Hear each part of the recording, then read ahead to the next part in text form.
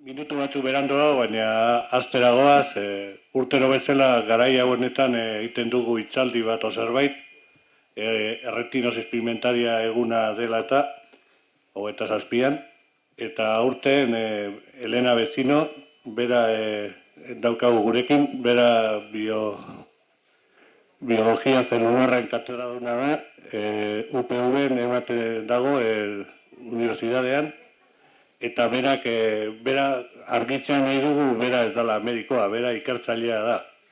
Horregatik berak esango duguna da, erritinarren degenerazio eta geizoen inguruan zei ikerketa zela dijoa zen, eta zenbat avanzatu den mundu honetan, baina beti ere ikerketa arlotik. Buenos días, bienvenidos a todos y gracias por acompañarnos hoy. Como todos sabemos, por estas fechas, el día 27 se celebra el Día Internacional de la Retinosis Pigmentaria y hemos preparado una charla con la doctora Elena Bezino. Ella es catedrática en Biología Celular en la Universidad del País Vasco y nos va a hablar un poco sobre los avances que se han dado en la investigación de las enfermedades degenerativas de la retina. Quiero aclararos que ella no es médica, es investigadora y lo que vamos a hablar es sobre la investigación. La charla que ella nos va a dar va a ser de una media hora, va a ser para que todos podamos entender, sin utilizar aspectos muy técnicos, una cosa muy coloquial, y lo que sí nos gustaría luego es que con vuestras preguntas o cualquier duda o sugerencia o cualquier cosa, que nos gustaría que tomarais parte luego después de que ella intervenga. Luego, por favor, en los móviles, para que no tengamos ninguna incordio mientras, si los apagáis, pues mejor, ¿no? Y sin más, pues le paso la palabra agradeciendo su presencia a Elena y hasta luego. Buenos días. En primer lugar, quisiera agradecerles a todos ustedes por haber venido y por su interés en escuchar esta charla, y sobre todo a Javier García, que siempre ha sido un aliciente y un contacto, un impulso para estar trabajando en retinosis. Como les han comentado hace un momento, mi labor es de investigación, no tengo una función clínica, pero estoy muy cerca de las personas que están haciendo estas aplicaciones clínicas como resultado de la investigación. Entonces, Javier me comentó que quizás en lo que ustedes van a estar más interesados es saber en qué punto están las posibles terapias. O sea, es decir, ¿ya hay alguna solución? ¿Cuándo se puede empezar a tratar la retinosis?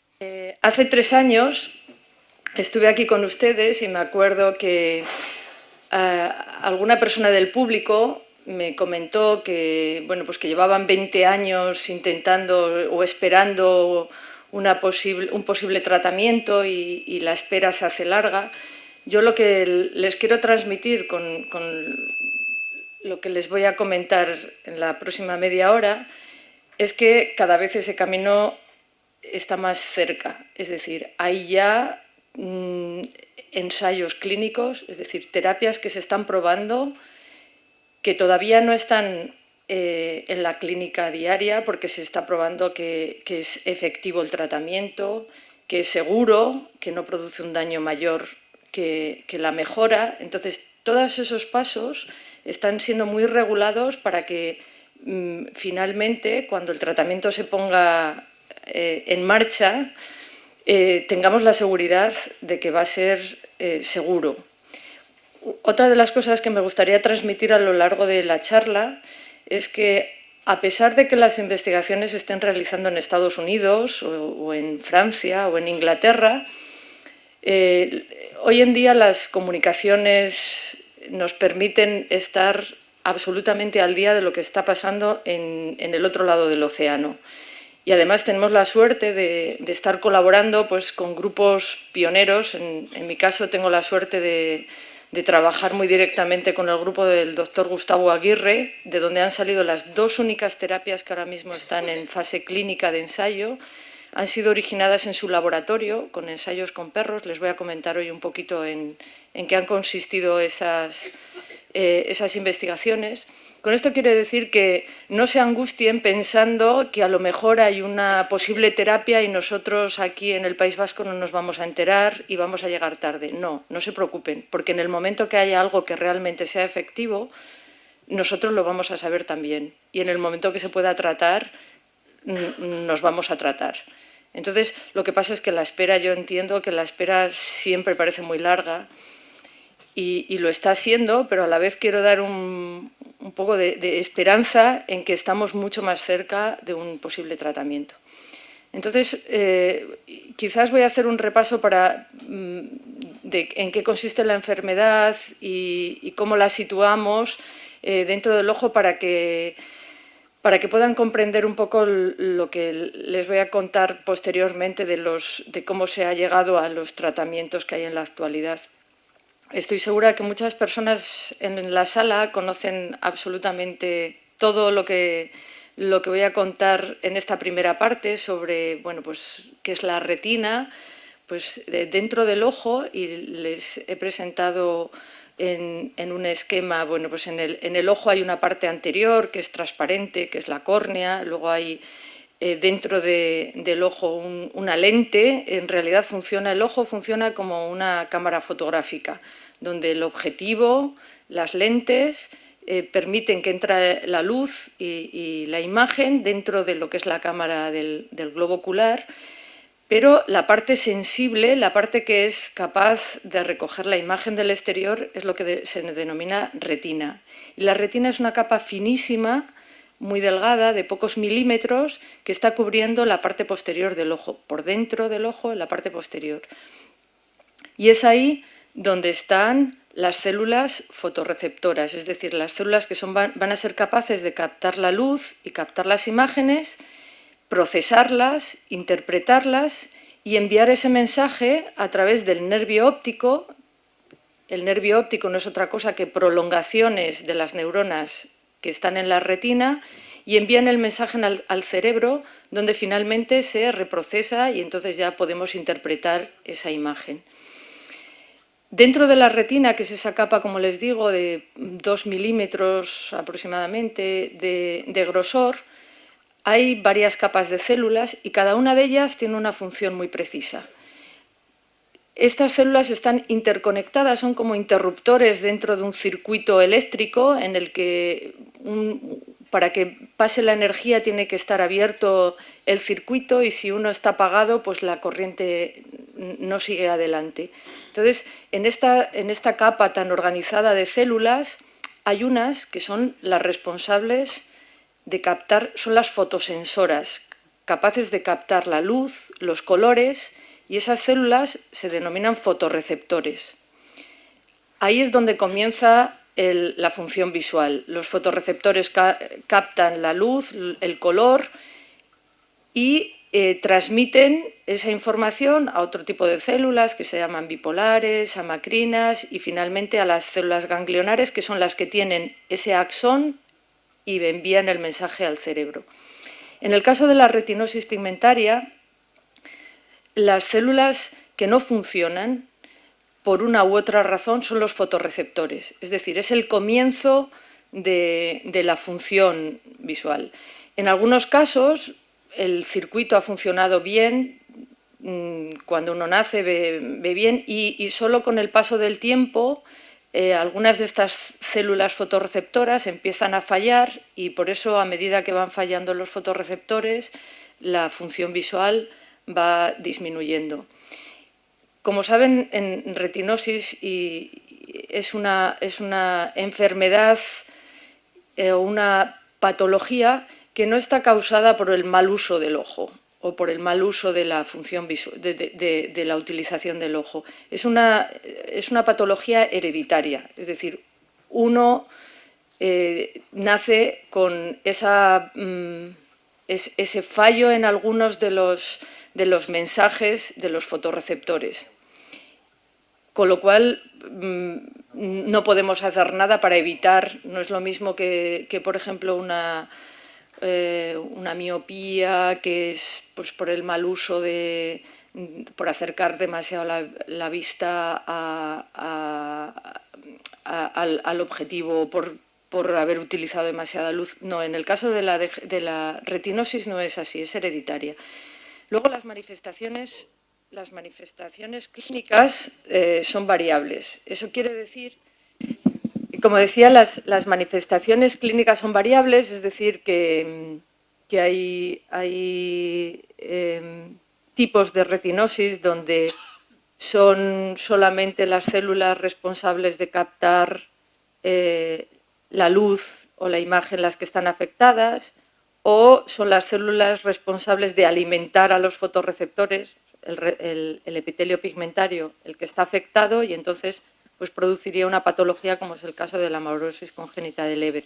Entonces, las manifestaciones clínicas son variables y esa variabilidad es porque el gen que está, el trocito del ADN que está dañado puede ser variable dependiendo de las distintas mutaciones, es decir, distintas manifestaciones de la patología. Para que se hagan una idea, se sabe que existen más de 100 mutaciones en el gen de la rodopsina. ¿Eso qué quiere decir? Que esas células fotorreceptoras tienen un gen, es decir, un trocito de ADN que tiene una función en la labor de elaborar la recepción de la luz, que se denomina rodopsina. Bueno, pues puede estar fallada de 100 formas diferentes, y cada persona que tiene una forma de afectación diferente manifiesta la enfermedad de forma diferente. Por eso unas personas la progresión de la enfermedad es más rápida, en otras es más lenta, en unas personas tienen la mácula intacta hasta el final y ven con precisión en el centro, otras no. Eso va a depender, como digo, de que son mutaciones diferentes, en proteínas diferentes, en aspectos diferentes de estas mismas células fotorreceptoras. Esto es lo que hace que la retinosis sea una enfermedad que se ha denominado rara. Rara, pues porque no hay muchos pacientes que tengan exactamente la misma manifestación de la enfermedad. Y eso, por una parte, dices, es mejor que no haya muchas personas que tengan esta patología, pero por otra parte dices, puesto que no hay muchas personas que tienen esta patología de esta forma, es más difícil encontrar una cura común para todas, porque casi que va a ser modificaciones del tratamiento, dependiendo de cada mutación va a haber un tratamiento diferente. Y es a lo que se denominan enfermedades raras. Si saben un poco la corriente ahora en sanidad y en investigaciones, que se investiguen esas enfermedades raras, que no por raras dejan de ser más importantes, sino porque hay menos personas que están afectadas, pero hay que trabajar en ellas. Entonces, como saben ustedes también, en el caso de la retinosis puede ser autosómica dominante o recesiva, o ligada al cromosoma X, transmitida de una forma u otra. Como digo, hay mucha variabilidad. También hay variabilidad en cómo afecta esta enfermedad en distintos países. En epidemiología se ve, pues, por ejemplo, que en Suiza, de los países europeos, en Suiza, al parecer, es uno de los países que hay menos incidencia. Es decir, hay un afectado de retinosis por cada 7.000 personas. Mientras que en otros países, como en Noruega, por ejemplo, hay uno de cada 4.400 aproximadamente. En España, y estas cifras no sé si hay alguna cifra más actual, pero aproximadamente hay unos 15.000 afectados y transmisores se calcula que alrededor de 450.000 personas. Eso quiere decir que a pesar de que sea rara la enfermedad, bueno, pues tiene un número de afectaciones alta. Entonces, una vez que ya sabemos y hecho un poco, como digo, el repaso de en qué consiste la enfermedad, cuando nos planteamos ante cualquier enfermedad para plantear una solución a esa patología, a ese problema, primero tenemos que saber cuál es el proceso del daño, es decir, realmente qué es lo que está fallando aquí para poderlo arreglar. Y si no sabemos cómo falla y por qué falla, no podemos arreglarlo. Entonces, primero tenemos que conocer cuál es el daño y luego pues elaborar estrategias para solucionarlo. para ver cómo funcionan esas células y la retina en retinosis. Por supuesto que no podemos utilizar a los humanos como conejillos de indias o como animales de experimentación, porque necesitamos cultivar esas células, necesitamos en el laboratorio hacer muchas pruebas. Por eso es fundamental tener un modelo animal, es decir, animales que tienen la misma enfermedad que los humanos, donde se pueda experimentar y ver realmente cómo funciona esa enfermedad. Aquí ha sido uno de los impulsos grandes en el descubrimiento de cómo funciona la enfermedad y del tratamiento. Ha sido fundamental la labor, como decía anteriormente, del profesor Gustavo Aguirre en Filadelfia, en Estados Unidos. Él es oftalmólogo veterinario. Entonces, mirando a los perros en la clínica diaria, había personas que le llevaban perros que notaban los dueños que el perro pues, se chocaba, que veía peor, que notaba que iba perdiendo la visión. Entonces, él estudiando el ojo de los perros se dio cuenta que tenía una migración de pigmento, las retinas de algunos de estos animales, que se asemejaban a lo que estaba descrito como retinosis pigmentaria en humanos. Entonces empezó a analizar la sangre de los perros, mirar a ver qué mutaciones eran, estudiar la retina de esos perros y vio que efectivamente había muchas mutaciones que eran muy parecidas a las que se habían descrito en humanos, con lo cual ya teníamos un modelo animal en el cual poder estudiar cómo progresa la enfermedad, por qué en unos perros progresaba de una forma y en otros de otra. O sea que el descubrimiento de las mutaciones en los perros ha sido fundamental. Luego, artificialmente se ha provocado esta enfermedad en cerdos, se han inducido retinosis en cerdos, pero no era una forma esporádica.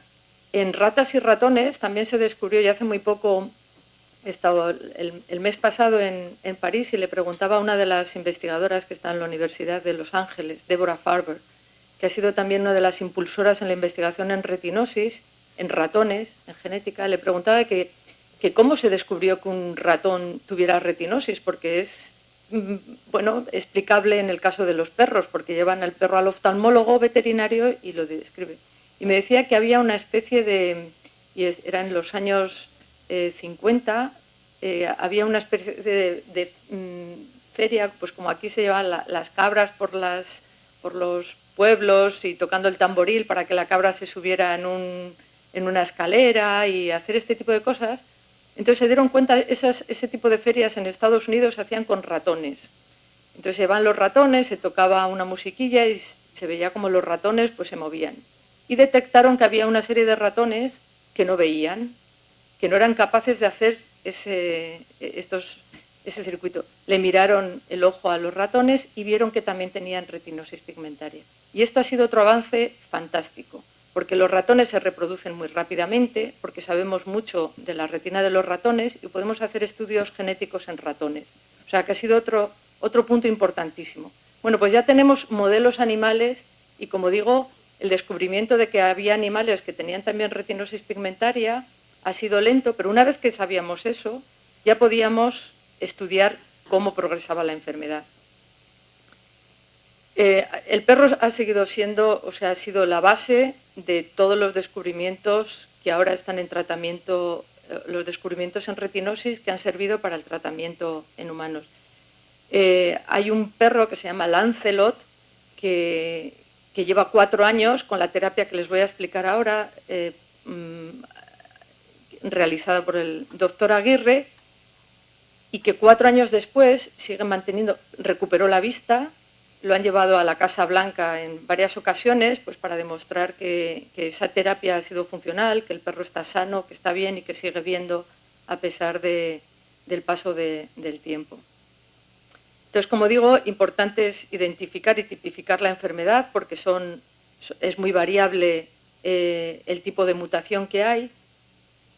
Y una vez tipificada, ha habido 2 terapias que son las que están en estos momentos en ensayo clínico. Una es utilizando factores tróficos, es decir, sustancias que en contacto o en presencia de estas sustancias en la retina ayudan a las células fotorreceptoras a que no mueran, a que sobrevivan. Parece ser que en algunos casos, en algunos tipos de retinosis, las células fotorreceptoras mueren y por eso dejan de funcionar porque les falta como si dijéramos, alimento, factores que les permiten sobrevivir.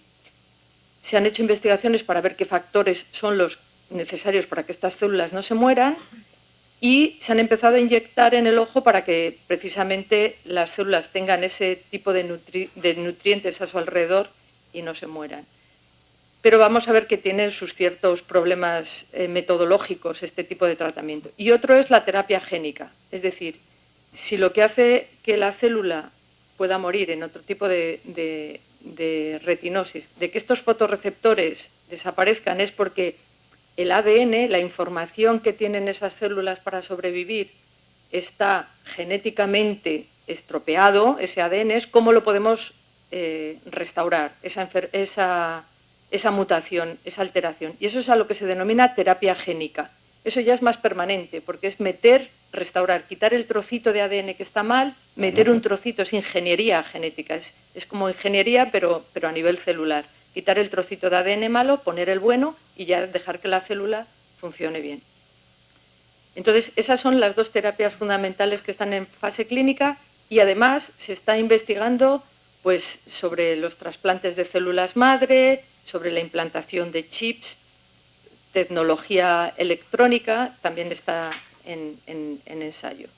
Entonces, importante, yo diría, uno de los primeros mensajes que lanzaría es que es importante que sepamos qué tipo de mutación tenemos. Como digo, hay muchas mutaciones diferentes y ante un eventual posible tratamiento va a ser un tratamiento para un tipo de mutación, en el caso de la terapia génica. Solamente a medida que se van a ir descubriendo qué trocitos de ADN podemos reparar, cada persona, para que se hagan una idea, que tiene un tipo de mutación, un tipo de variable de retinosis pigmentaria, tiene un trocito del ADN estropeado. Y van a empezar a haber terapias para restaurar trocitos de ADN. Cada uno debería de saber qué trocito es el que tiene estropeado, es decir, qué tipo de mutación tiene.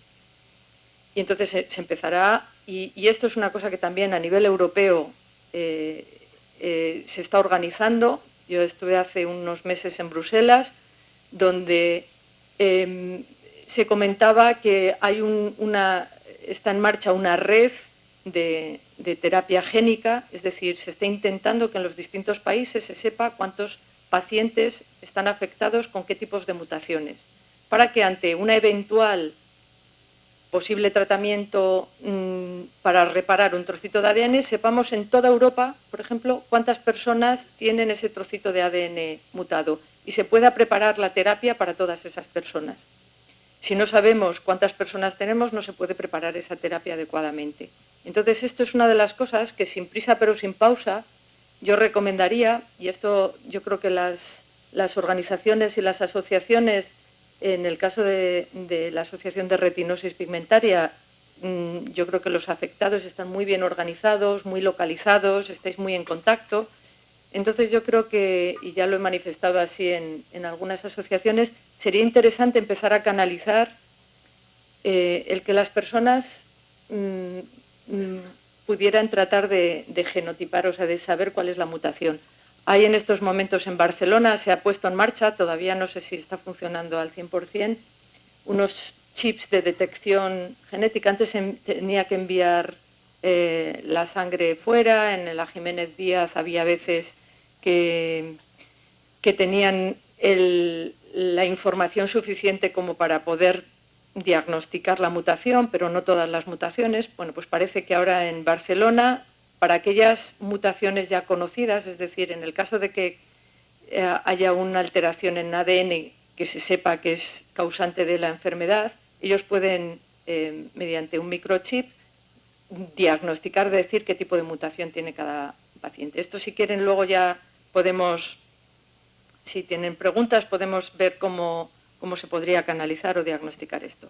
Entonces, lo que os decía, los dos tratamientos fundamentales que están en estos momentos en fase de ensayo clínico, uno es los factores neurotróficos, esas sustancias que van a ayudar a que los fotorreceptores no mueran, y uno de los factores neurotróficos es el CNTF, bueno, un factor ciliar neurotrófico, las siglas da lo mismo, pero se vio que cuando se realizaban inyecciones en ratones y en y en perros, con este factor los fotorreceptores ralentizaban su muerte, no continuaban muriendo. Entonces empezaron a hacer inyecciones intraoculares. Lo que pasa es que, claro, la inyección intravítrea, el factor dura un tiempo y luego hay que volver otra vez a inyectar y luego volver otra vez a inyectar, y entonces lo que se producía eran cataratas, uveitis, inflamación del ojo.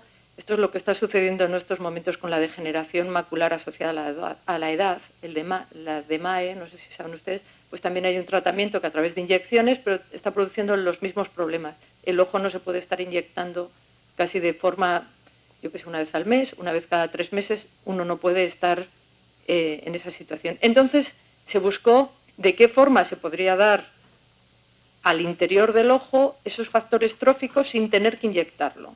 Y ahí apareció la implantación de la cápsula con las células encapsuladas. Probablemente ustedes hayan oído hablar ya de ella.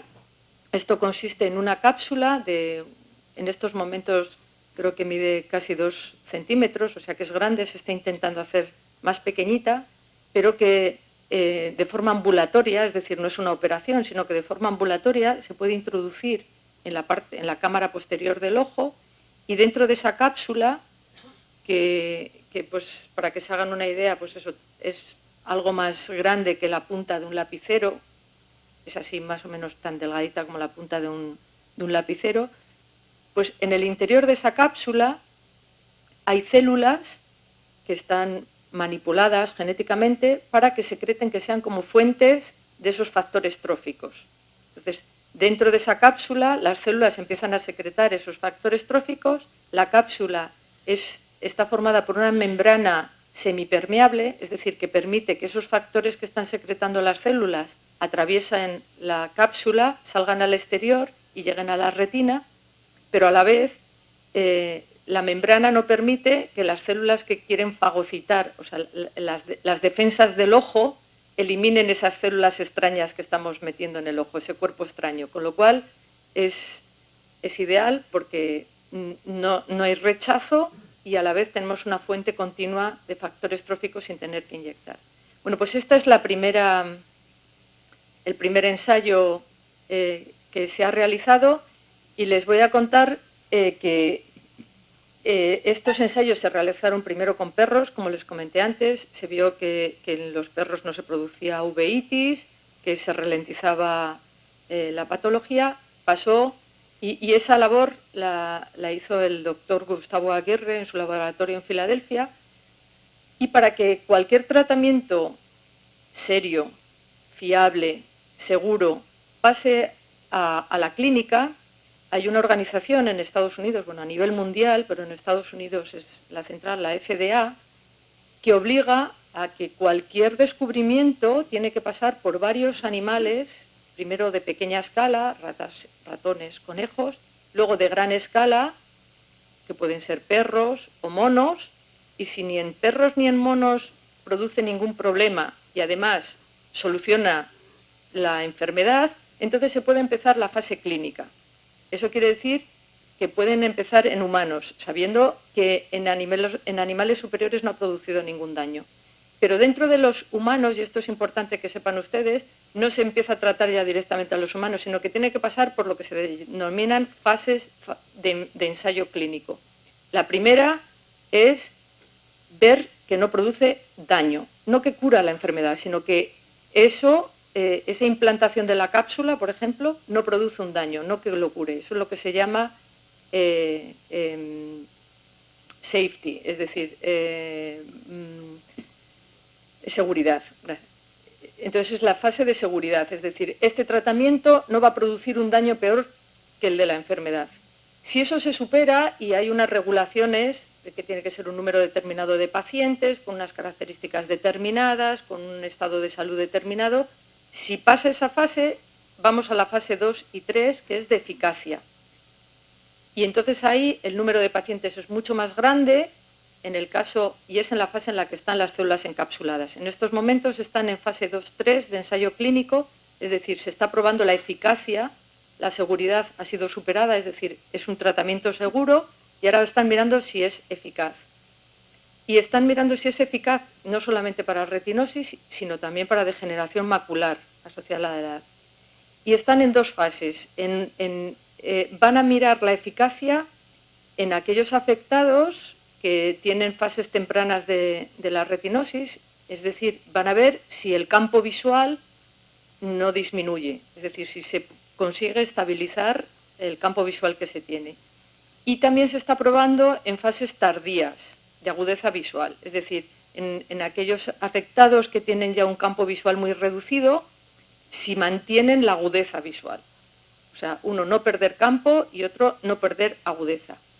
Se han implantado las cápsulas en 180 pacientes, no se han visto efectos adversos, pero la empresa Neurotech, y ya les digo que estoy en absoluto contacto directo con el profesor Gustavo Aguirre, y Gustavo Aguirre ha sido el origen de este tratamiento, pero para que se hagan una idea, la empresa Neurotech, que es la que está realizando estos ensayos, tiene un secretismo y es explicable. No comunica absolutamente nada ni a la persona más directa, que sería el doctor Gustavo Aguirre, hasta que no tienen algo absolutamente seguro. Es decir, no nos van comunicando cómo va la progresión. De hecho, la última carta que le han enviado al doctor Aguirre ha sido hace un par de semanas, en las que le han dicho eso, que hay 180 pacientes y que no van a dar más información hasta dentro de un año. Es decir, dentro de un año, cuando analicen cuál ha sido la progresión de los campos visuales y de la agudeza visual y ver los resultados, harán un comunicado oficial.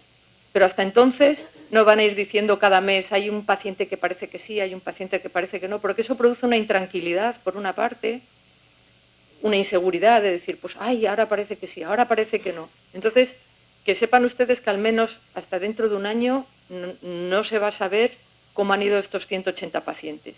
Ahora, también les digo que en el momento que se sepa si estos 180 pacientes, es decir, que pasen la fase 2 o 3, esto es una cosa muy importante, que se va a distribuir la terapia, supongo que a nivel mundial. La empresa farmacéutica lo que más le va a interesar es que haya muchísimas personas que tengan este tratamiento en sus manos. Es decir, no va a haber secretismo, es todo lo contrario. A ellos les interesará que se divulgue. Entonces, ese es el ensayo clínico más avanzado. Y ahora la terapia génica, es decir, como les dije, por una parte era dar factores tróficos para que los fotorreceptores no se mueran y por lo tanto se pueda continuar viendo, y el otro es la terapia génica. Se ha visto el trocito de ADN, que se denomina gen, un trocito de ADN con información para una función determinada, pues para producir una proteína que funcione la célula, eso se denomina gen. Bueno, pues reemplazar los trocitos esos de ADN que tienen un error utilizando un virus no patógeno como transportador, eso es a lo que se denomina la terapia génica. Es decir, cómo llega el trocito de ADN que nosotros queremos meter dentro de ese fotorreceptor a esa célula y no a otras de la retina. Imagínense, si hacemos una inyección en el ojo con el trocito de ADN, el ADN se queda ahí en el ojo. Nosotros lo que queremos es que lleve ese ADN al fotorreceptor, pero no a otro tipo celular de la retina que está perfectamente funcionando, porque en retinosis el resto de las células están funcionando perfectamente, solamente el fotorreceptor está dañado. O sea que tenemos que ver cómo podemos conseguir que llegue a su destino y solamente al destino que nosotros queremos. Esa es la dificultad de la terapia génica. Entonces, los virus, estamos utilizando los virus como transportadores del trocito de ADN. Los virus pueden causar mal, y tenemos muchos ejemplos. El virus de la gripe se mete dentro de nuestro organismo y nos produce pues, una serie de malestar, afecta a ciertas células, pero nosotros podemos hacer que los virus, en lugar de causar mal, causen bien. Es decir, quitar a los virus la parte mala, la que causa el mal, y meterles dentro la parte reparadora y aprovechar la capacidad que tienen los virus de llegar a los distintos destinos para que nos lleven nuestro mensaje, que es el trocito de ADN reparado. Entonces eso también se denomina ingeniería genética, porque es quitar a un organismo algo malo, meterle algo bueno y además dirigirlo para que llegue a su destino. Eso, como se pueden imaginar, no es una labor fácil. Es muy difícil, requiere muchísimo tiempo y muchísimo. Y esto es la causa de que las terapias en retinosis hayan sido tan lentas, la investigación. No porque estemos parados, no porque no se haga investigación en ello, sino que es difícil, pero se está trabajando en ello. Y se está trabajando en ello al punto que en estos momentos hay también un ensayo clínico, generado también en este caso por el laboratorio del profesor Aguirre, y en el que nosotros hemos trabajado y colaborado con él muy directamente. De hecho, la Fundación 11 nos financió la investigación. Durante 3 años hemos estado trabajando gracias a la financiación de 11 y de la Fundación de Lucha contra la Ceguera, de Fundaluce. 11 y Fundaluce nos ha permitido saber si los virus inyectados, que son adenovirus, virus adenoasociados, donde hemos introducido un trocito de ADN que restaura la función del, en este caso, las células que están afectadas eran el epitelio pigmentario, no eran los fotorreceptores. Entonces, para llegar a transportar los virus a la zona donde nosotros queríamos, se realizaron unas inyecciones subretinianas, es decir, con una aguja especial, muy finita. Se metía por debajo de la retina, no en el vitrio, sino por debajo de la retina, cerca de donde estaban las células dañadas. Estos virus que transportaban el trocito de ADN que iba a reparar a las células dañadas, en este caso, como digo, las células del epitelio pigmentario son las encargadas de alimentar a los fotorreceptores. En el caso de este tipo de amaurosis congénita de Leber, lo que sucede es que las células del epitelio pigmentario tienen una proteína que está afectada, esa proteína está afectada y no permite que estas células del epitelio pigmentario funcionen. Como no funcionan, afectan a los fotorreceptores no funcionan y el paciente no ve. Entonces, hemos ido a estas células del epitelio pigmentario, inyectamos en su proximidad virus que transportaban el trocito de ADN que iba a restaurar el dañado, y hemos podido ver cómo el ADN se integró perfectamente en la célula empezó a sintetizar la proteína buena y no la mala, y los fotorreceptores empezaron a funcionar. Esto ha sido fantástico. En estos momentos se está probando con otro trocito de ADN, pero que en este caso estaría afectando a los fotorreceptores directamente, no a las células del epitelio pigmentario. Es importante decir que lo más difícil es conseguir la metodología, es decir, qué tipo de virus, cómo lo inyectamos. Una vez que tenemos todo eso ya avanzado, el progreso va a ser muchísimo más rápido, porque va a ser cambiar un trozo de ADN por otro trozo de ADN, dirigir el virus en lugar de una célula, en lugar de conos, a bastones, en lugar de epitelio pigmentario, es decir, la parte más difícil, diría yo, que ya ha sido realizada y con éxito. Entonces, ahora vamos a ver si en pacientes funciona tan bien como ha funcionado en los perros. Lo siguiente va a ser probar distintos trocitos de ADN, distintos genes, distintas mutaciones. En estos momentos el doctor Gustavo Aguirre ha visto que en los perros, no en RP, no en amaurosis congénita, sino en una enfermedad que se llama acromatopsia, que afecta específicamente a los conos y no a los bastones. Bueno, pues ha conseguido en los perros inyectar el adenovirus con el gen apropiado, y los perros, y tiene unos vídeos fantásticos que espero que algún día os los pueda mostrar y él directamente comentaros, ha conseguido que los perros restauren la función visual en acromatopsia. Entonces, lo que digo es que van a ir surgiendo tratamientos para distintas mutaciones. Entonces, solamente les voy a contar en un instante que en nuestro grupo de investigación aquí en la UPV, y como digo, gracias a Fundaluce y a la ONCE y a la financiación que conseguimos, en colaboración con el doctor Gustavo Aguirre, hemos conseguido, él nos ha enviado los ojos de los perros que habían sido tratados con esta terapia de adenovirus, porque nuestro interés era saber qué es lo que pasaría a retinas, a ojos, animales que no han visto nunca. O sea, estos animales nacen ya con la mutación, con lo cual nacen ciegos.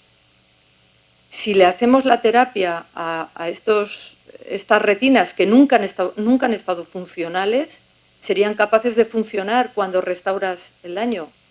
Y les digo que son excelentes noticias porque lo que hemos visto es que cuando hacíamos la terapia génica en animales, en retinas que nunca habían estado funcionales, conseguíamos que esa proteína, o sea, que el ADN llegara a su lugar adecuado, sintetizara la proteína adecuada y empezaran a funcionar.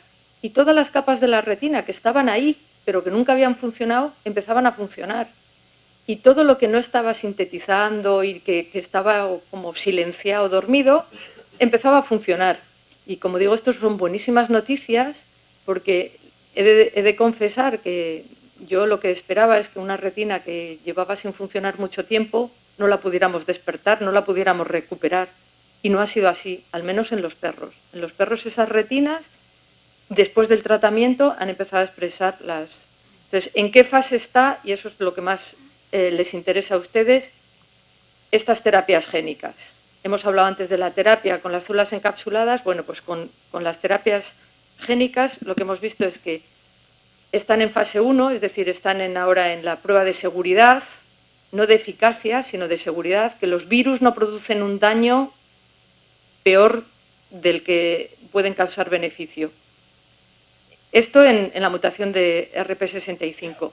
El ensayo empezó en mayo. En el mes de mayo se empezaron a tratar pacientes, pero no nos han dicho, no han comunicado a la comunidad científica ni al público cuántos pacientes, ni qué tipo de pacientes, ni la edad de los pacientes, simplemente que están probando la seguridad.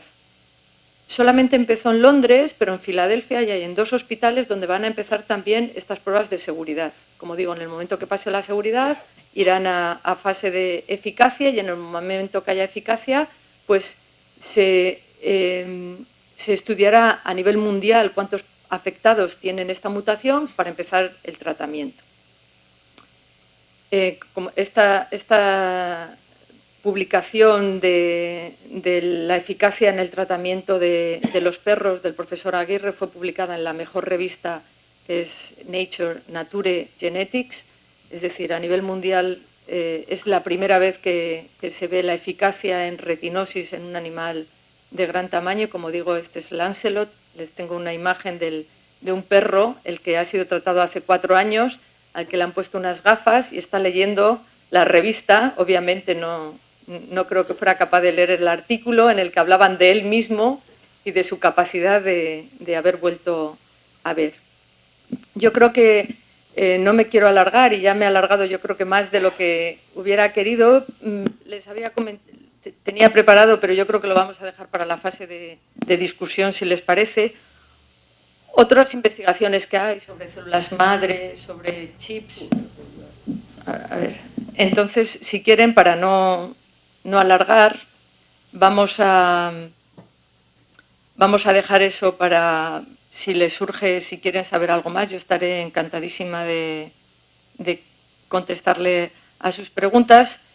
Simplemente a modo de repaso, me gustaría decirles que en la charla de hoy hemos hablado de la complejidad de la enfermedad de la retinosis, es decir, hay una incidencia baja y cada afectado, por ser una enfermedad hereditaria, es diferente, y esa complejidad es lo que ha hecho durante tantos años que las investigaciones no dieran fruto, pero que en estos momentos estamos ya, yo creo que en la recta final, que la importancia de la investigación con animales es fundamental, tener un buen modelo animal donde poder estudiar la patología. Si no tenemos animales que tienen la misma enfermedad, los investigadores no podemos descubrir la solución, tenemos que ver cómo funcionan las células pero en animales,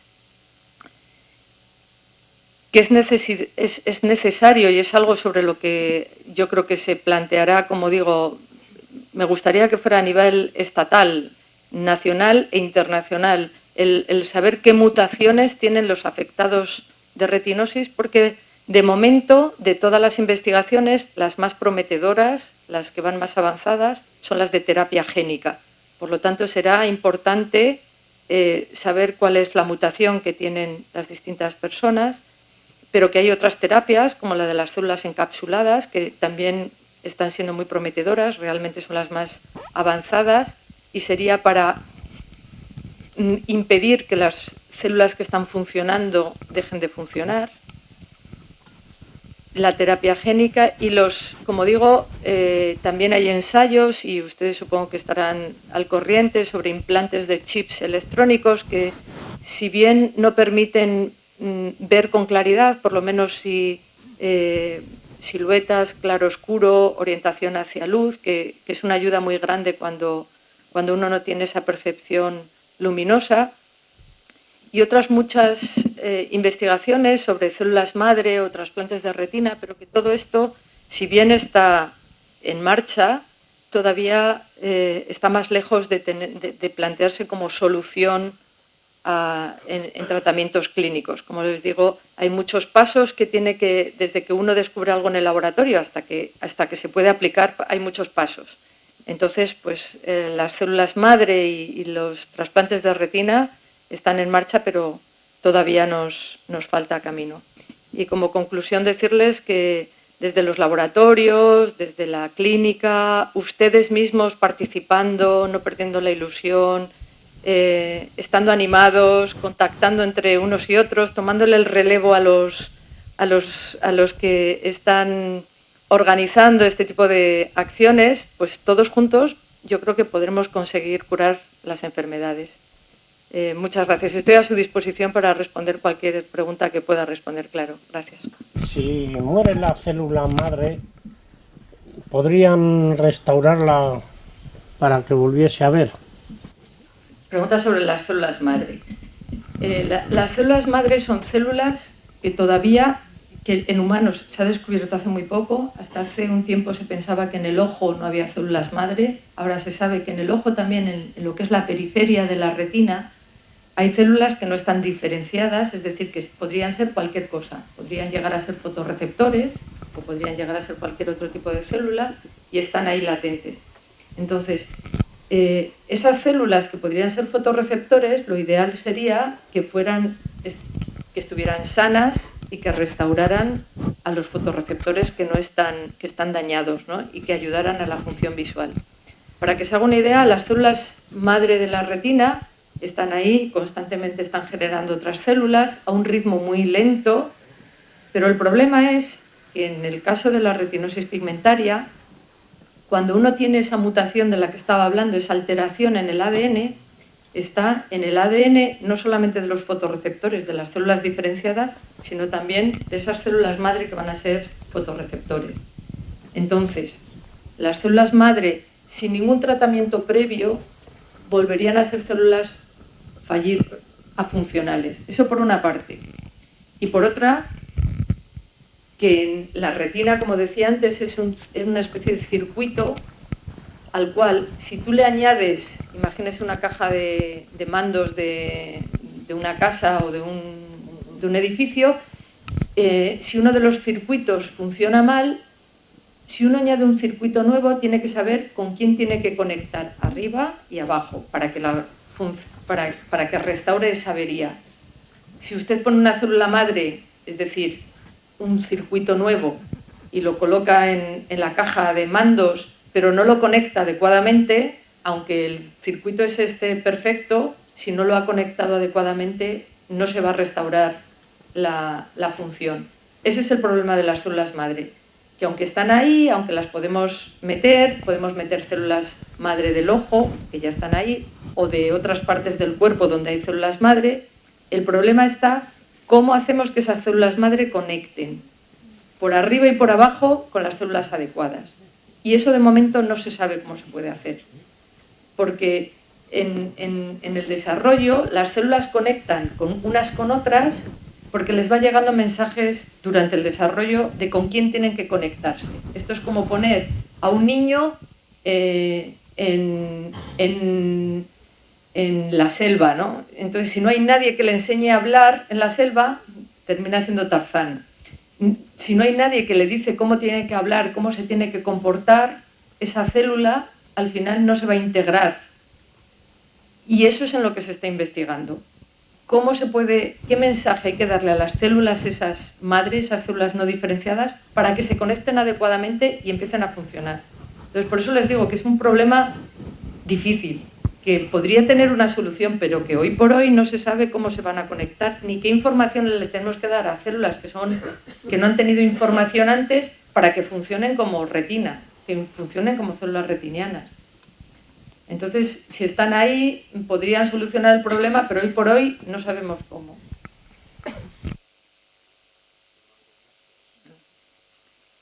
Sí, dígame. No sé si voy a saber hacerte la pregunta como quiero, pero a ver si me entiendes. Mira, he oído que hay un estudio en Barcelona, me parece que me han dicho, en el que nos pueden decir si nosotros, yo tengo una retinosis que parece que es congénita, que es mía, y que se puede saber si nuestros herederos, nuestros hijos, nuestros nietos, pueden tener lo nuestro, si se puede saber ya si vamos a heredárselo a nuestros hijos. Pues ha sido muy, muy interesante la pregunta, se la entiendo y además me alegro que la haga porque es uno de los puntos que se me había pasado comentar y es fundamental. Efectivamente, en Barcelona, es lo que les estaba contando, la doctora Roser González ha desarrollado un microchip. Un microchip en realidad es como si dijéramos un análisis ha colocado en un soporte todas las mutaciones conocidas que se saben, o sea, todos los fallos del ADN conocidos, de tal forma que puede ver si la mutación que uno tiene en retinosis es de las conocidas, porque uno puede tener una mutación conocida o que todavía no se conozca. Entonces, si es de las conocidas, ella sería capaz con ese microchip, con esa tecnología, saber qué mutación tiene uno. Para hacer esa tecnología, y hay unos, y esto sí que puedo facilitarles la dirección pues a Javier, a la asociación, y yo creo que esto lo tiene que divulgar, como digo, pues a nivel nacional. Yo en la última reunión en Fundaluce, en Retina Internacional, son cosas que se tienen que divulgar. De momento este servicio es un servicio privado particular que uno tiene que pagar. Yo no sé si exactamente cuál es el precio, pero uno de los formularios que hay que rellenar para poder hacer esto, efectivamente, como usted dice, tienes que indicar cuántos familiares vivos conoces que tengan retinosis, el sexo, la edad, los antecedentes. Si recuerdas que el abuelo, el bisabuelo, el tatarabuelo tenía esta patología, cuántos hijos tienes. Y esto es importantísimo, y yo creo que es importantísimo que lo tengáis en cuenta en las personas que están afectadas o son familiares de afectados y que quieren tener familia, que quieren tener hijos, pero no quieren transmitirle la enfermedad. Se puede hacer un diagnóstico prenatal, es decir, se puede seleccionar que el crío en el futuro no reciba la mutación, no reciba el daño. Entonces, eso se puede hacer, el diagnóstico precoz de la patología. Se puede ver, fundamentalmente para hacer eso tienes que saber cuál es tu mutación para poder detectar que no la transmitas. Entonces, el paso sería, en primer lugar, detectar cuál es la mutación. En estos momentos hay pues, servicios en Estados Unidos donde se puede hacer esto, pero ya que en España Roser ha puesto a punto esta metodología, como digo, es un servicio, lo cual quiere decir tiene sus ventajas y sus inconvenientes. Sus inconvenientes es que hay que pagarlo. Y ahí yo creo que también las asociaciones, y yo creo que a nivel nacional habría que empezar a mover pues, para que se dieran subvenciones o facilidades para poder pagar este servicio, que es en realidad un diagnóstico de la enfermedad, ¿no? Una vez que se sepa cuál es la mutación y uno está en disposición o quiere tener familia, estar seguro de que no le vas a transmitir esa enfermedad a tus hijos. Yo creo que el día en el que, puesto que es una enfermedad genética, si todo el mundo supiera qué tipo de mutación tiene y además consiguiera no transmitirlo a sus hijos, llegaría un momento que esta enfermedad desaparecería. O sea, pensemos no sé cuántas generaciones, pero sería una forma de exterminar la enfermedad, no transmitirla, pero no transmitirla porque uno no tenga hijos, sino porque tenga hijos que no la transmitan. Y eso, afortunadamente, con la tecnología que hay hoy en día se puede hacer. Se puede seleccionar que uno no tenga una transmisión de... Entonces yo creo que eso es posible. Como digo, es un servicio público, pagándolo, o sea que el único problema que hay, y eso lo aclaran perfectamente, es que si la mutación que uno tiene no es de las conocidas, con este sistema no se lo van a decir, porque para ver, en el peor de los casos, que uno tenga una mutación que no es de las conocidas, el poder saber qué tipo de mutación es puede llegar a acarrear un trabajo de varias personas durante varios años para poder saber cuál es la mutación. Entonces, constantemente se están describiendo nuevas mutaciones. Pues cada ciertos meses aparece en una revista científica una nueva mutación causante de retinosis. ¿Eso qué quiere decir? Bueno, pues que habrá que añadir esa mutación en este chip para poder diagnosticar. O sea que no se para. Lo que pasa es que no sabemos cuántas mutaciones posibles hay, se puede intuir. Entonces, yo creo que gracias por la pregunta porque me ha ayudado a aclarar este punto. Sí. Sí, mi mujer, por ejemplo, ha visto hasta los 20 años, ¿no? A los 20 años, pues muy progresivamente perdió la vista, tiene esta enfermedad. Entonces yo quería saber si ahora que lleva 30 y tantos años, si hay posibilidad de que eso se pueda volver a recuperar. Pues yo, después de las investigaciones que hemos hecho con los perros, a mí me ha abierto la esperanza. Porque, como les comentaba antes, yo pensaba que bueno, pues una retina que lleva sin funcionar mucho tiempo va a ser imposible, pensaba yo, dije yo, va a ser difícil, habrá seguramente una degeneración, porque en realidad estamos hablando de neuronas, la retina está formada por neuronas y en otras partes del sistema nervioso central, cuando una parte del cerebro no funciona, pues termina degenerando y siendo afuncional. Entonces, si a mí me hubieran dicho, haz una apuesta por cómo va a estar la retina, yo hubiera hecho la apuesta porque sería difícil que volviera a funcionar cuando nunca había funcionado. Y sin embargo, como les digo, tan esperanzador ha sido, bueno, de hecho, la prueba era que los perros se les hacía las pruebas de comportamiento, es decir, el perro que había nacido ciego después de la terapia se veía que veía. Se hacían electroretinogramas y se veía que la retina era funcional. Pero si es que además nosotros en el laboratorio, aquí en la UPV, hemos hecho cortes de la retina y hemos visto que después del tratamiento las células empiezan a expresar las sustancias y los neurotransmisores adecuadamente y que tienen una conectividad perfecta. O sea que en realidad yo tengo esperanzas. Es decir, la cosa es que la mutación que tenga sea conocida, que se apruebe y se consiga la terapia para esa mutación. Y como digo, esto aunque ha ido muy lento, pero yo diría que en los últimos 10 años el avance ha sido exponencial. Es decir, al principio las cosas han ido muy lentas y poco a poco ha ido...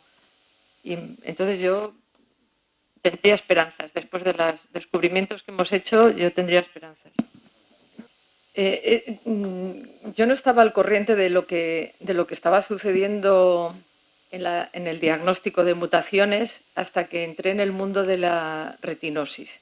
Empecé a trabajar en retinosis hace ahora pues como 5 años y me llevé la gran sorpresa de que pues muchos afectados, bueno, para que se haga una idea, yo tengo familiares, primos que tienen retinosis. En estos momentos en mi laboratorio hay una persona que está haciendo la tesis doctoral que es afectada y su madre lo es. Entonces me empezaron a llegar las noticias de que habían enviado la sangre y que todavía no les habían respondido. Incluso en el Hospital de Cruces intentamos que en lugar de tener que enviar fuera la sangre, pues que se hiciera un servicio de diagnóstico aquí en el País Vasco para tenerlo más próximo y por lo menos más controlado. Pues no ha podido ser por problemas económicos, de gestión, de varios. Parece que no va a ser... Pero yo no pondría tanto problema en que fuera en el País Vasco o fuera en Singapur, me da lo mismo, pero que fuera eficiente. Probablemente lo que ha sucedido, y les estoy hablando de memoria porque en realidad tendría que haber habido una respuesta a cada una de las personas que han enviado su sangre para ser diagnosticada. O sea, no entiendo que no haya una respuesta a decirles, pues mire usted, su mutación no es conocida o no hemos tenido tiempo de analizar la sangre o la hemos enviado a otro sitio y no nos han respondido. No sé, una respuesta para saber qué es lo que... Y me están transmitiendo muchas personas que están en ese desconocimiento de qué ha pasado con la sangre, de que no les han respondido pero no se sabe por qué. Entonces, yo le digo la estrategia que yo voy a utilizar con mi familia ahora que lo de Roser funciona. Digo, yo en principio digo, pues va a ser una inversión. Yo a mis primos les he dicho, mira, es una forma de tener la tranquilidad de saber si sé la mutación o no. Entonces, voy a hacerlo como un servicio. ¿Qué pasa con los servicios? Que cuando las cosas son gratis no puedes casi reclamar, porque te dicen, pero yo no tengo responsabilidad. No sé, no debería de haber funcionado así las cosas, pero me están diciendo que han funcionado así. Mientras que en un servicio, si yo pido un servicio y lo pago, me tienen que dar una respuesta. Entonces, como digo, el servicio debería de ser gratuito porque es algo que es un diagnóstico de una enfermedad y otras enfermedades te las diagnostican y te dicen usted tiene un cáncer de este tipo y el tratamiento es de esta forma. Y de momento en retinosis eso no está estandarizado en la Seguridad Social, en Osakidetza, no está estandarizado. Quizás también porque el servicio está empezando a funcionar, no sé si realmente ya están recibiendo sangre de pacientes o no, o sea, es una cosa recientísima. Entonces, yo supongo que en algún momento esto será algo de uso común y general, pero en estos momentos todavía no lo es. También es cierto es que uno no se tiene que impacientar, decir, ay, pues yo no sé qué mutación tengo y no lo sé, porque todavía la terapia, como les estoy diciendo, está en fase 1, está en la fase inicial, o sea que al menos pasarán unos años hasta que se pueda hacer efectiva. Pero lo que sí es cierto es que no hay que dormirse en los laureles y de aquí a un par de años uno debería de saber qué tipo de mutación tiene. O si uno tiene intención de tener hijos y tiene retinosis, pues yo miraría a ver si la mutación es conocida para verme el diagnóstico prenatal y tener hijos que no la transmitan. Entonces, ¿cuál es mi recomendación? Pues mire, yo no sé cuál es su situación, pero yo escribiría a la persona que recibió mi sangre y decirles, díganme ustedes después de tanto tiempo, o me personaría allí y decir, me olvido ya del tema o me van a responder alguna vez. Y sí. Es que en mi caso yo ya he tenido una respuesta. La respuesta ha sido, bueno, mi sangre se envió a la Fundación Jiménez Díaz y ya me han respondido que en las primeras pruebas de mutaciones conocidas, en principio yo no estoy dentro. Con lo cual, mi mutación en principio es desconocida. En la Jiménez Díaz, según tengo información, no miraban todas las mutaciones conocidas.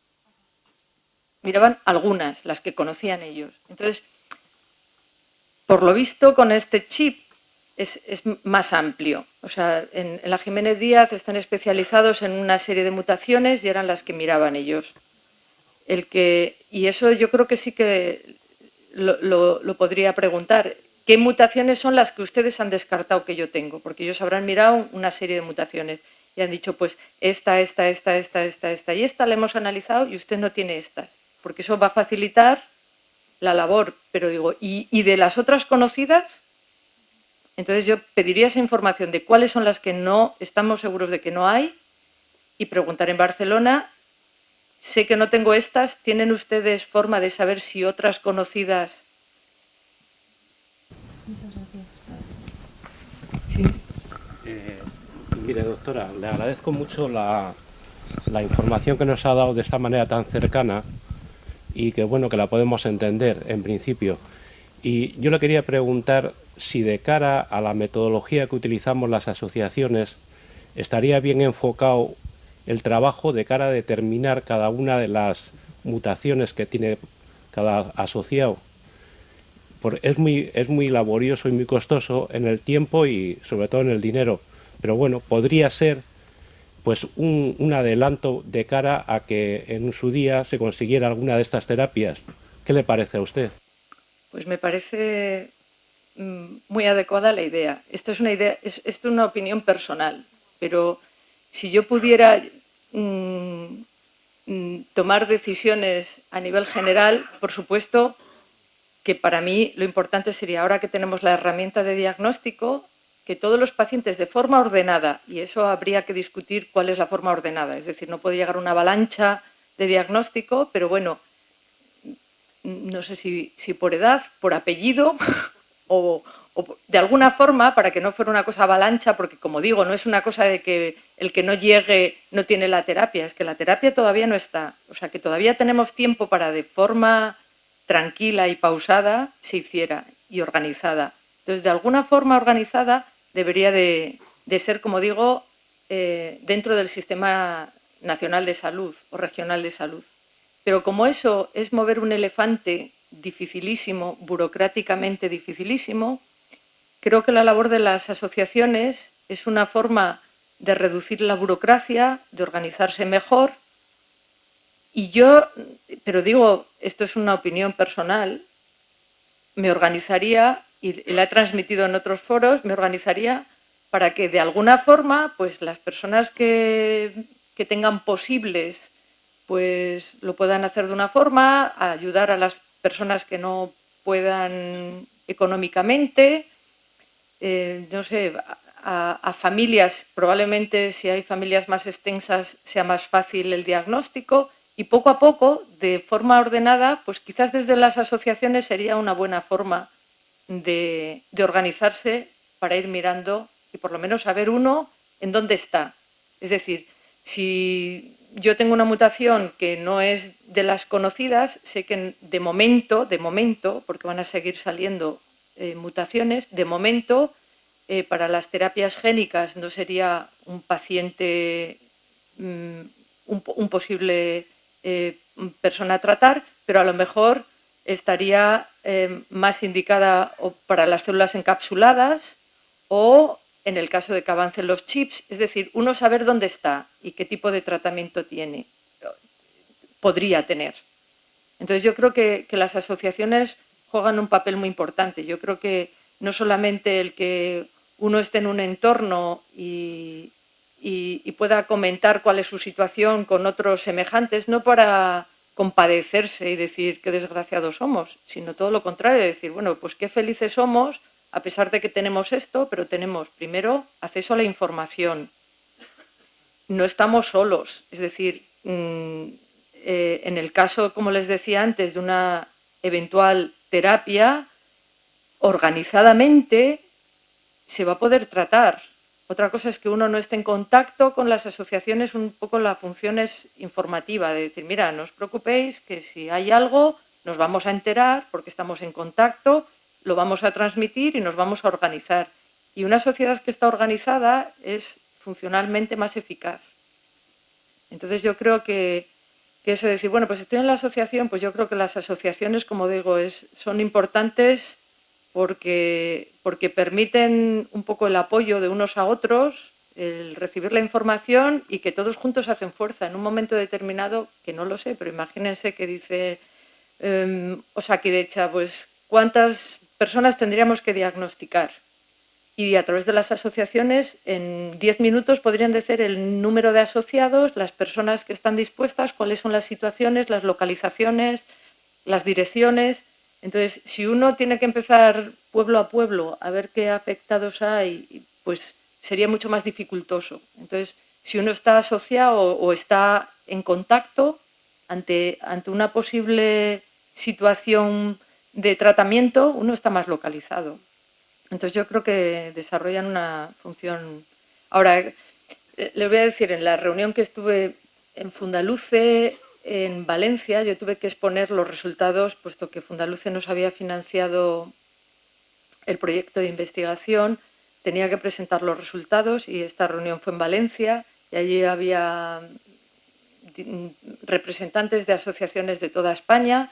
Entonces, claro, la situación de las distintas asociaciones por regiones era muy diferente, ¿no? En Extremadura pues había muy pocas personas o estaban poco conectadas, en otros lugares había más de una asociación, es decir, que cada región era diferente. Si nos vamos a la región, cada provincia, y dentro de cada provincia, cada persona. Entonces, cuanto más nos fragmentemos, creo que menos operativos seremos. Es decir, yo estoy porque la unión hace la fuerza, porque si uno tiene que decir cuántos afectados hay en España y queremos tener esta terapia, imagínense esta RP65, la terapia esta que está ya en fase avanzada, la diferencia que hay en decir, pues en Zamora, que es donde yo he nacido, pues hay 2 pacientes que tienen RP65, 1 o ninguno. En Castilla y León hay 3. O decir, en toda España hay 10. O decir, en toda Europa hay 25, o 50, o 100. A una empresa farmacéutica que tiene que preparar un tratamiento le sale más barato preparar 100 que preparar 1. Si solamente hay 1 en Zamora, a lo mejor dice la empresa, pues mira, sabes que no me es rentable, porque así, desgraciadamente, funciona el mercado. Mientras que si se le dice preparen 100, igual sí se hace. Entonces, yo creo que, como digo, la unión hace la fuerza. Y la fragmentación igual es más operativa para ciertas cosas, pero para otras la fuerza está en... Por eso Estados Unidos, que son más grandes y son más personas, y pues hacen más fuerza, porque son más, o los chinos, o los indios. Entonces hay más personas en China y en India y hacen más fuerza para ciertas cosas. Perdone, doctora. Mire, en el transcurso de que se consiga algún tratamiento determinante, ¿qué nos podría recomendar de forma general para nuestro día a día? Es decir, vamos dando igual palos de ciego, pues viendo que pues hay cosas que te afectan más o menos. Alguien toma vitaminas, alguien pues toma cosas para intentar paliar un poco nuestra forma personal de vivir, ¿no? ¿Usted nos podría recomendar algo de carácter general hasta que lleguemos a ese punto de tener un tratamiento definitivo? Algo que no nos haga ir peregrinando en tomar, pues no sé, vitaminas. Yo primero decir que yo soy bióloga, investigadora, no soy médico, pero mi sentido común y mi contacto con los médicos, con los oftalmólogos, a la vista de que no hay en estos momentos un tratamiento claro y eficaz para la patología, yo lo que haría es... Yo en realidad no haría nada especialmente, sobre todo aquello que me pudiera dañar. Entonces dices, pues como ustedes saben, ha habido mucha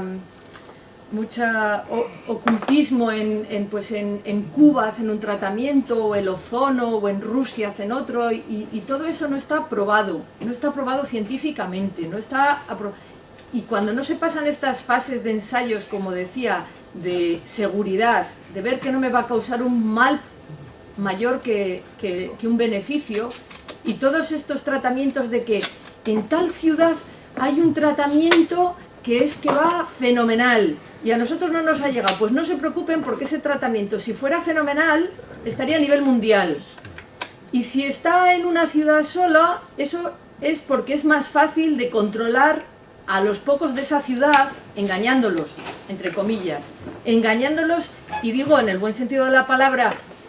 Engaño es porque no han pasado todas las fases de ensayo clínico para que sea algo a nivel mundial. Ahora, dicho esto, que unas vitaminas, les diré que en Estados Unidos sí que recomiendan vitaminas porque son antioxidantes, y los antioxidantes no hacen daño, y eso está comprobado que no hacen daño, y pueden mejorar, pero no está demostrado científicamente que mejoran, porque si estuviera demostrado, sería un tratamiento que el oftalmólogo les mandaría de rutina a nivel mundial.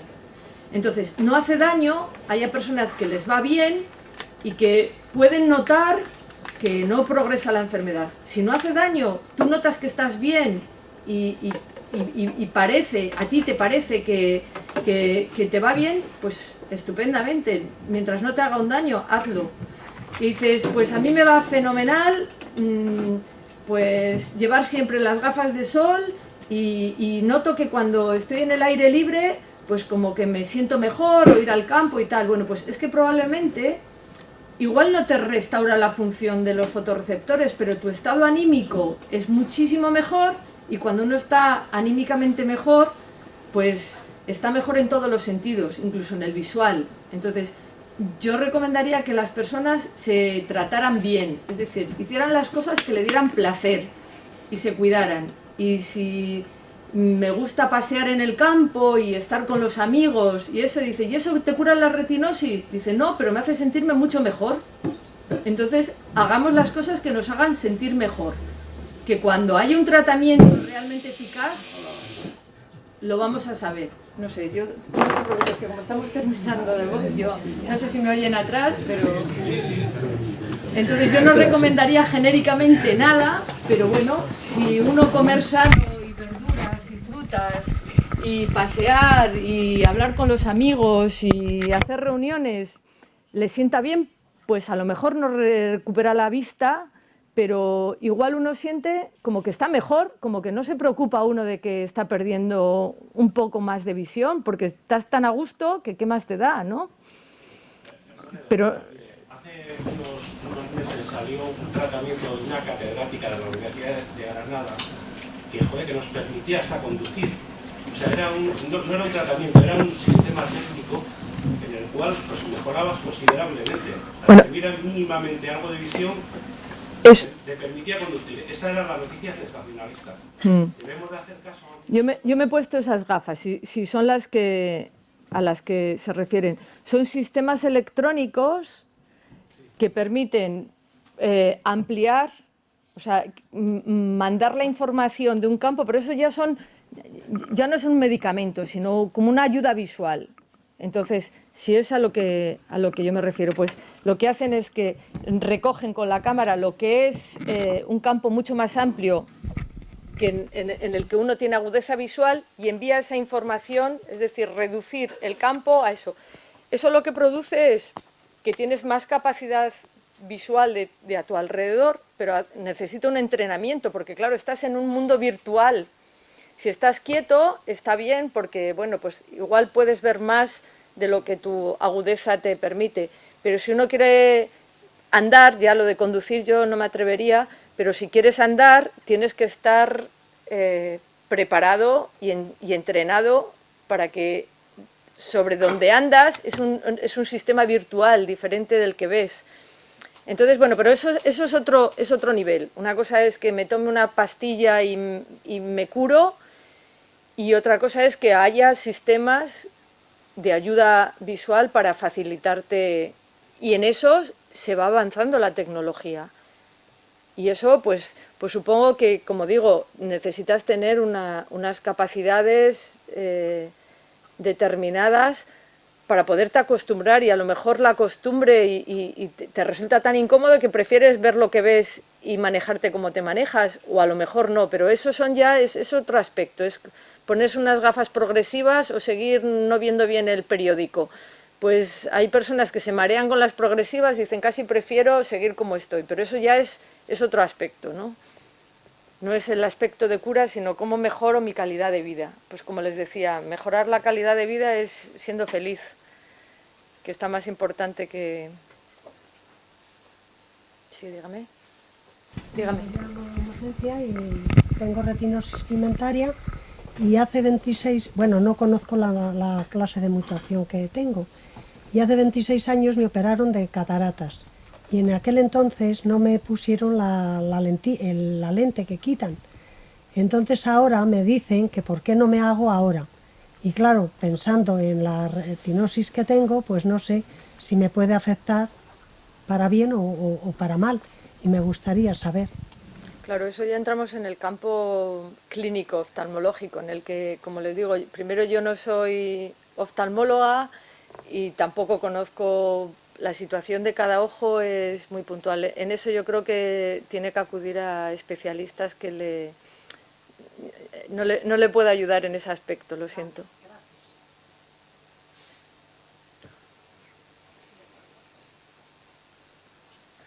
¿Alguna otra cosa? Sí, hay otra persona. ¿Tiene usted conocimiento de estudios clínicos sobre el empleo de vitaminas para mejorar la alimentación, por ejemplo, del ojo? La pregunto porque una empresa farmacéutica, por ejemplo, tiene que funcionar como una empresa y en vitaminas no ganarían tanto como en un tratamiento súper especial que no puede copiar ninguna otra empresa. Así que hay estudios profundos sobre lo que puede afectar una alimentación especial, por ejemplo. Hay estudios y ha salido hace muy poco, es una de las novedades, un tipo de vitaminas que parece que ayudan al mantenimiento antioxidante de la retina, pero como usted bien ha dicho, en el momento que ha salido ese tratamiento, otras 5 empresas farmacéuticas han sacado las mismas vitaminas o con modificaciones en la composición. Yo les diría, hay ensayos clínicos, se están haciendo ensayos clínicos para ver si hay una mejora visual. Yo lo que tengo entendido es que de momento no se ve un... bueno, le voy a decir, el componente psicológico es fundamental, es decir, que si es algo que no te hace daño, pero que te anima y te permite pensar que al menos tienes un tratamiento, eso subjetivamente puede hacer que algunas personas tengan la sensación de que ven mejor, o a lo mejor ven un poquito mejor porque su estado anímico es estupendo, pero no sé en qué grado es más significativo el que se restaure. Es decir, no hay ninguna demostración científica de que la vitamina impide que el fotorreceptor se muera. Ahora, parece ser que en ensayos con ciertas vitaminas las personas tienen un estado anímico mucho mejor y dicen, reflejan que ven mejor.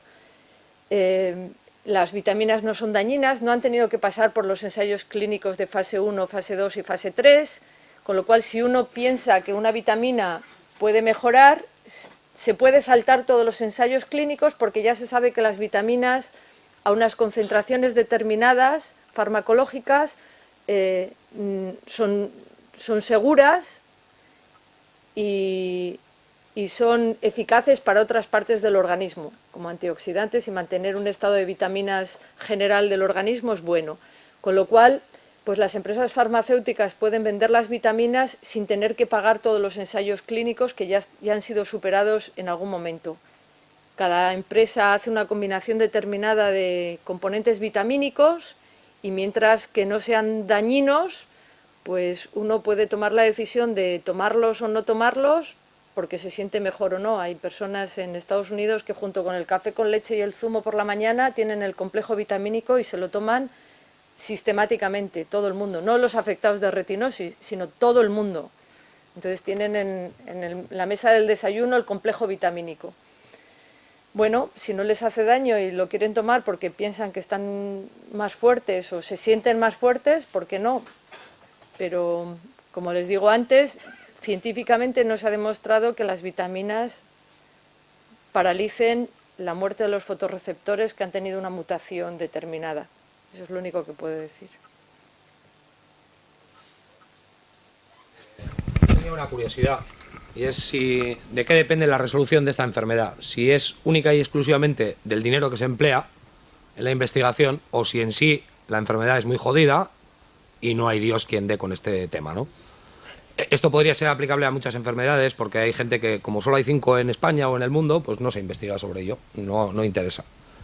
Quería saber si en esta ocasión pasa lo mismo. En este caso yo creo que es una combinación de las dos cosas. Primero, que es lo primero que les comenté, es una enfermedad complicada porque es muy variable, porque hay muchas mutaciones diferentes, pero bueno, hay enfermedades que son también muy complicadas. Ejemplo es el cáncer. El cáncer puede afectar a distintos órganos, de distintas formas y tal.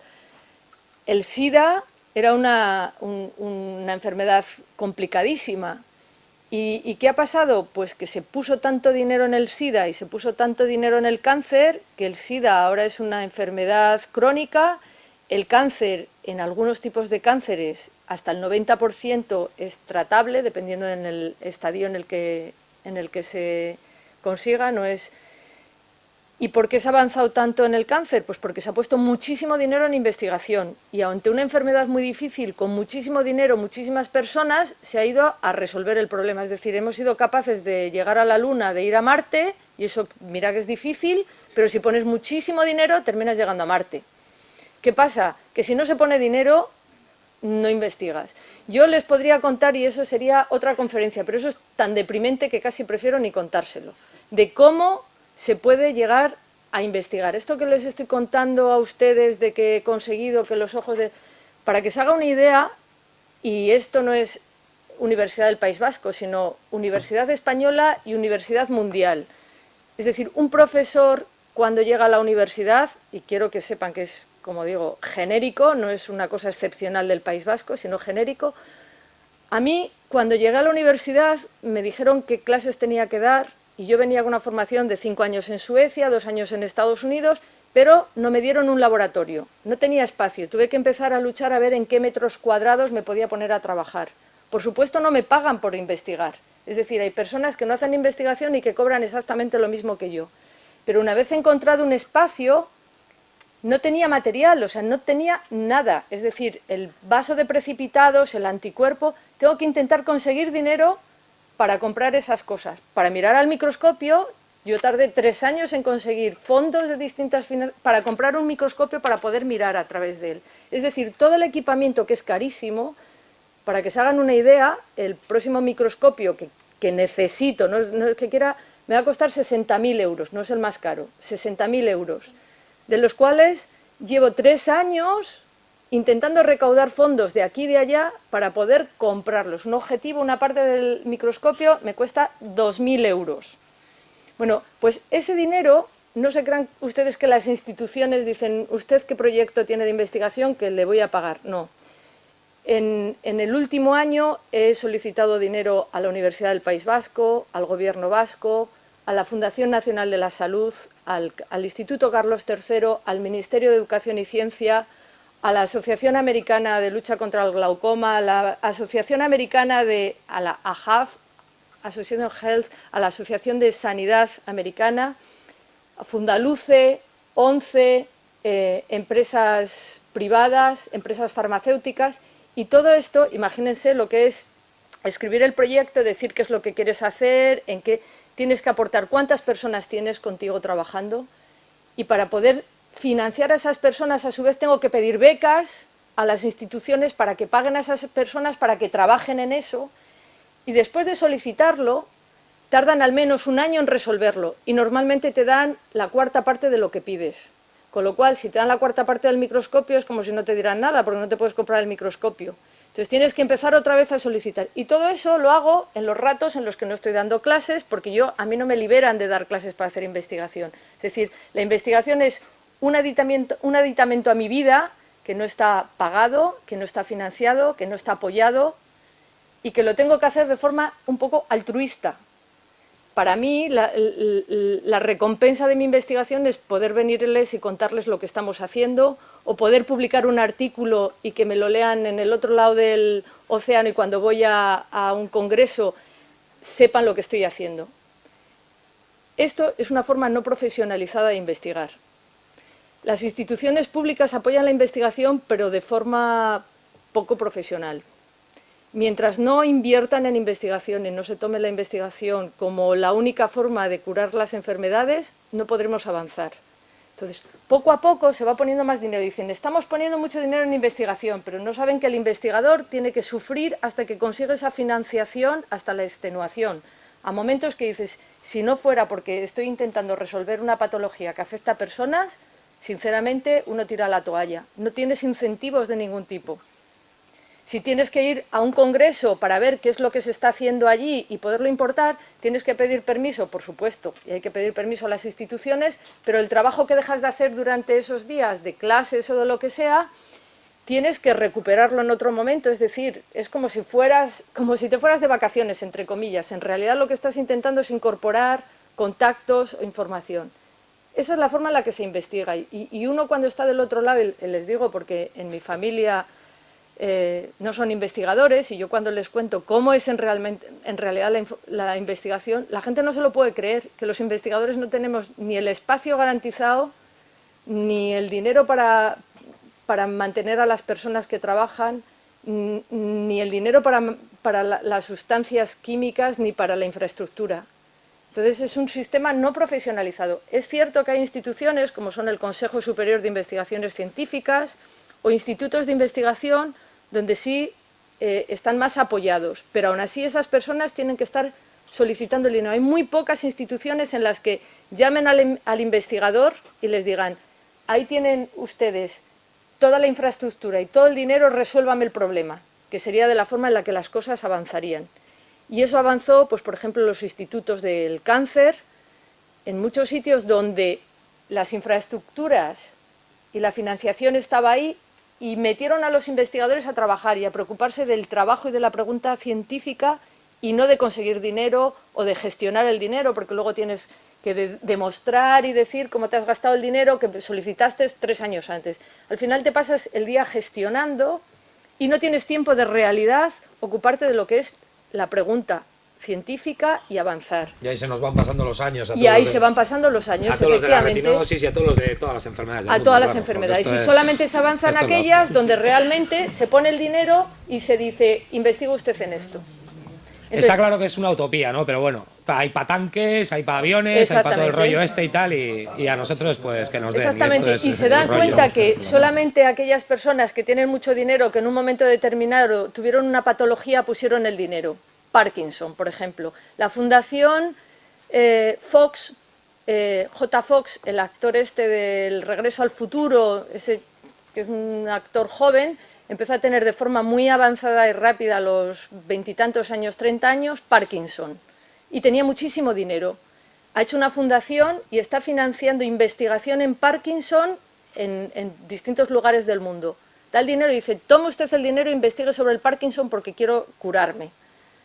Entonces, solamente de esas formas van avanzando y es cuando en realidad, pues supongo, la retinosis, y he de decir que la retinosis ha avanzado frente a muchas otras enfermedades raras, que están catalogadas como raras, donde de verdad, deprimente, hay algunas enfermedades que se sabe que existen, pero no se sabe nada de ellas, pero son tan raras que no hay dinero para poder investigar en ellas. Desgraciadamente la retinosis no es tan rara, pero además, afortunadamente, y comenzó en Estados Unidos, hay personas que tienen mucho dinero que tienen retinosis. Y han hecho la RP Foundation, la Fundación de Retinosis Pigmentaria en Estados Unidos, facilita y da muchísimo dinero a la investigación. Hay muchos proyectos de investigación financiados por la RP Foundation, por la Asociación de Retinosis Americana. Si hay dinero, hay laboratorios que se interesan y que pueden hacer investigación en retinosis. Y eso ha permitido avanzar, como les digo, Deborah Farber, Gustavo Aguirre. Hay laboratorios pioneros en las investigaciones en retinosis que han sido financiados por asociaciones de afectados. Aparte de la asociación, o sea, Sanidad dice: tengo que financiar la investigación en cáncer, en Parkinson, en Alzheimer, en muchas otras enfermedades. Y retinosis es una más, pero te le llega una gota, como les llega la gota de otras cosas.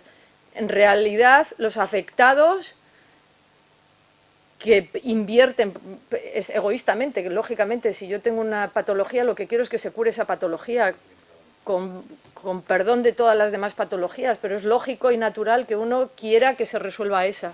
Entonces, lo que está claro es que la única forma de solucionar las enfermedades es investigando sobre ellas. Y luego, si confiamos solo en las empresas farmacéuticas, que tienen muchísimo dinero, ellas solamente son empresas, solamente van a buscar en aquel sitio donde obtengan beneficios, donde haya muchos clientes. Si hay pocos clientes, y eso ha sido una de las razones de la degeneración macular asociada a la edad. ¿Por qué Neurotech, que empezó a hacer los ensayos en retinosis, pasó a degeneración macular asociada a la edad? Porque hay 100 veces más afectados de degeneración macular, digo 100, puede haber 1000 veces más de afectados de degeneración macular que de retinosis. Con lo cual, si la empresa Neurotech tiene que vender sus células encapsuladas, le va a ser mucho más rentable que sea afectados de degeneración macular. ahí han estado los afectados de retinosis y el poder que tienen los afectados de retinosis para decirle a Neurotech, sigue ensayando en retinosis, porque empezaste en retinosis y tienes que seguir, aunque sea una enfermedad rara. Y esa presión la han hecho desde las asociaciones de retinosis y las personas en Estados Unidos que comenzaron con la investigación en retinosis, que no han dejado que la empresa farmacéutica se vaya por otros derroteros. Por eso digo que asociándose uno puede hacer fuerza y puede enterarse de lo que está pasando. Y en España, pues Fundaluce o la Fundación Lucha contra la Ceguera van aportando pequeños proyectos. Bueno, no es una cosa que te solucione la vida, pero puede facilitar en algunos casos a la investigación. Y en este punto quiero agradecer también a Javier, que él está muy próximo a lo que nos suceda a los investigadores, y en algunas ocasiones pues eso ha reflejado, sabemos las necesidades que tenéis y modestamente, en el grado en el que se puede apoyar a la investigación, pues sé que está por la labor de apoyarla, y se lo agradezco aunque sea un granito de arena, ese granito de arena se agradece, pero lo cierto es que has tocado el punto clave. O sea, la enfermedad, para concluir, es muy complicada, pero se necesita mucha más energía y dinero para poder investigar en ella.